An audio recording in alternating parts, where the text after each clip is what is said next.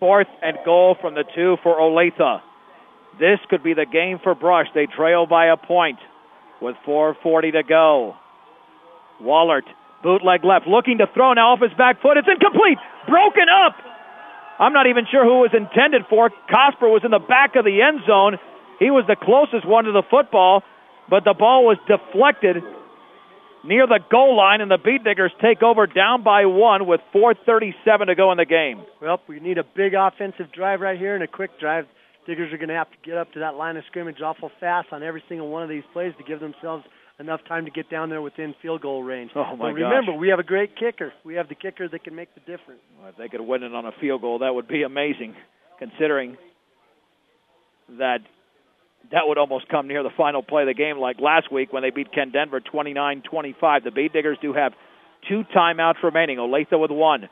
1st and 10 for the Beet Diggers at their own 2-yard line. Garcia back to throw. Pressure's coming. Rolls to his left. He'll run to the 5-yard line. Along the sideline to the 15. Back to the inside of the 20. Still on his feet across the 30 to the 33-yard line. It's a gain of 31 yards for Eric Garcia. Ronnie Mumm makes the tackle and a Beet Digger first down. You know what? The Diggers just spread him out, let Garcia roll out to the left. I think they were trying to throw the football, but even if they weren't, it didn't matter because in plays like that, it's tough to account for the quarterback. Olathe sending all their linebackers up there trying to blitz, and they get caught up in the traffic, and Garcia just runs away from everybody else.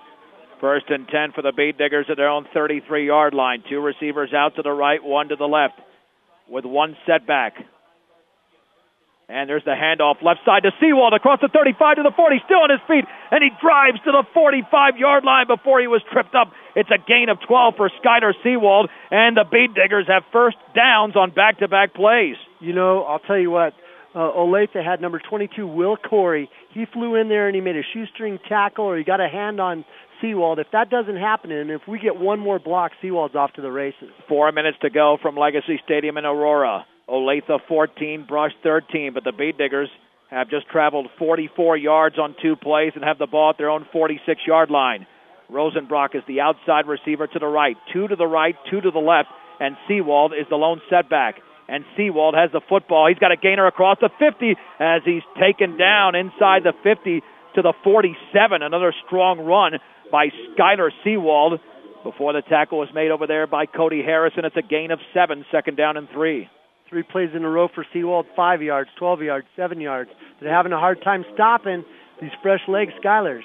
Welcome home to your hometown grocery store featuring Morgan County's largest variety, the Brush Grocery Cart. Shotgun formation, Garcia looking to throw. Out over the middle, the passes intercepted by Pyatt at the 37, across the 50 to the 48-yard line. Garcia threw it right to Kyle Pyatt. There was no Beet Digger receiver in the area, and it's the 2nd turnover by Brush. 3:11 to go in the game, and the Pirates take over in Beet Digger territory. I think Pyatt was surprised. I think he was surprised because he didn't just catch the football. It actually bounced off his chest, and he caught it on the deflection. I don't think he could believe the ball was thrown right to him like that.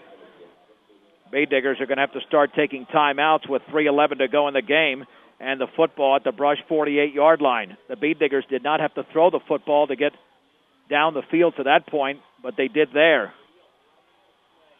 1st and 10 at the Beet Digger 48-yard line. Olathe leads 14-13. Shotgun handoff, Pyatt right up the gut. He drives inside the 45 to the 44, maybe the 43, before a pack of Beet Diggers meet him at the point of attack. 2nd down and 6 to go at the 44-yard line of Brush. And, boy, you hate to see Brush's last offensive play come on an interception, but that could be the reality if Olathe picks up a first down and then the Beet Diggers don't get the ball back, even though they've got 2 timeouts to go with 2:35 remaining in this 2A state championship game from Aurora. 2nd down and 6 from the Beet Digger 44-yard line. And there's the give to Pyatt running off left tackle. He drives inside the 35 to the 30, still on his feet, tackled by Eric Garcia. A big gainer and a first down inside the 25, and it's a pickup of 20 yards for Kyle Pyatt. 189 yards now for Pyatt, running the ball, 36 for catching the ball, and who knows how many tackles the guys had today, plus an interception. For all of your auto supply needs, stop by Central Auto Parts in Fort Morgan. And no matter what your loan needs, stop by High Plains Bank, 502 Central Avenue in Wiggins. Also inquire about checking and savings accounts as well as CDs at High Plains Bank in Wiggins.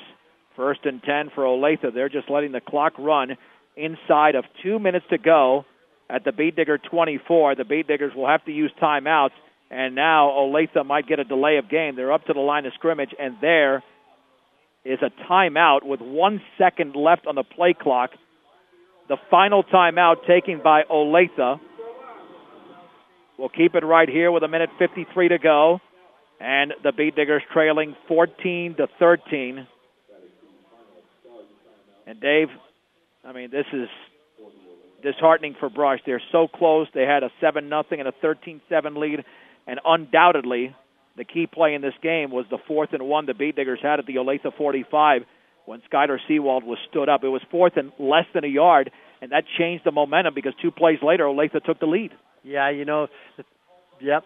You wonder what would have happened if we had punted the ball down there and given them a long field to work with, but I can't say that's a difference because you got to go we for haven't it been there. able to stop their we haven't been able to stop their offense. Right. There's no doubt. 1st and 10 for the Pirates at the Beet Digger 24-yard line.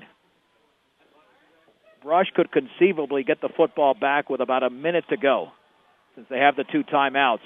On 1st down, handoff to Pyatt right up the gut, and he barrels his way to the 20, maybe the 19. That kid is tough. And Joe Rosenbrock and C.J. Kukas met him right there, but not before a gain of 5. Beet Diggers take their 2nd timeout. 1:46 to go in the game. Olathe leads Brush 14-13. Either way, Dave, the Beet Diggers have had a fabulous season. This has been a great game, and you said it on the way up here. This game will come down to mistakes. Yep. Anytime you turn the ball over or you end up missing a 4th and short, any of those things are going to come back to haunt you. And the hard thing about championships is you always remember them. You remember every part of them and all the mistakes that you made. It's hard to remember all the good things that went into getting there in the first place. And there's so much luck involved in winning them. 2nd down and 5. And unfortunately for Jesus Cardenas, could come down to a missed extra point from the 19-yard line to give the Pyatt right up the gut. He's got very little. The Beet Diggers were there as Skyler Seawald dove into that pile along with Gaston Fernandez. And the gain is just 1 to the 18. 3rd down and 4. 1:40 to go. Still a shot for the Beet Diggers if they can stop the Pirates on this play. That's for sure. As long as there's 1 second left on the clock and the whistle hasn't blown, there's still a chance.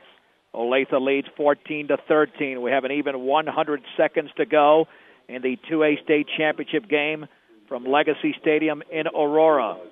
The Beet Diggers had a 7-0 lead early. Olathe tied it on a Will Corey 2-yard run. And with 6 seconds to go before the break, the Beet Diggers went up 13-7, but the extra point deflected off the left upright. 3rd and 4 for Olathe at the Beet Digger 18-yard line. Will Pyatt get the football? And he will, and he dives to the 15, short of a 1st down, running off left tackle. Now the clock will run. Beet Diggers cannot stop it. Skyler Seawald was able to make the play. And Olathe can't take a timeout because they have none remaining. Neither do the Beet Diggers, so they've just got to run the play. The clock reads 1:17 to go.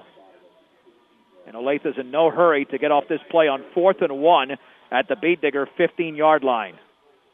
They're up to the line of scrimmage. A 1st down clinches the title for Olathe.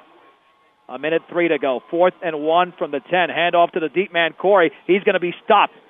Looks like he stopped at the 10-yard line, and the Beet Diggers should have the football back. So the Beet Diggers will have the ball at the 10. Shea Hansen had incredible penetration. So that's a big stop. 59.3 seconds to go. And essentially, the Beet Diggers need a 1st down on every play for the clock to stop for the movement of the chains. Or just one big play and punch it in the end zone right here. I'll tell you what, the same thing we were talking about on Pyatt earlier in the game, how he goes to the last whistle. That's what the Diggers have to do right now. Well, Dave, they've probably got to get about 65 yards down the field. That would set up about a 42-yard field goal attempt. for Jesus Cardenas. Trips to the right, under center, and the ball's at the 15-yard line. I believe I said the 10, the 15. And Garcia's back to throw. He's getting pressured. Rolls to his right.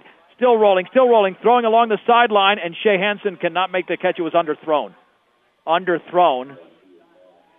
So it is second down. In the dirt, Olathe did a good job. We had those trips over there, but they had good coverage on all of our receivers.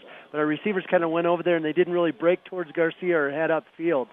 The only guy that was really open was our receiver that was on the near side, but it was just too far back across the field for Garcia to even begin to think about attempting that throw.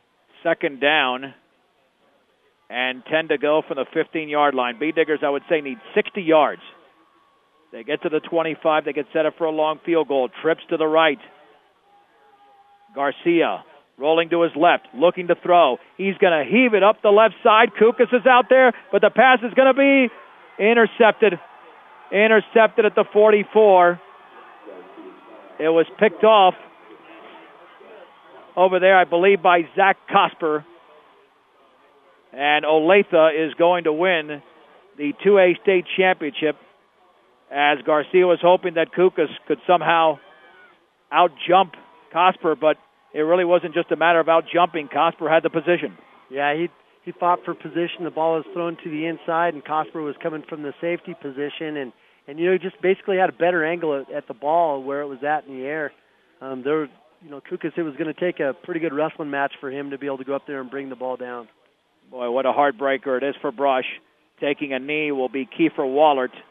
They'll have to take one more knee, and the B-Diggers will be 0-5 all-time in state championship games decided by a touchdown or less. Second down and 11 at the 42 for Olathe. Clock is now at 23 seconds. Waller takes another knee, and you feel bad for the B-Diggers. They come off the field dejected. Olathe has won the 2010 Class 2A state championship, defeating the Brush B-Diggers 14-13. We'll recap it after this. You're listening to 1010 KSIR and KSIR.com.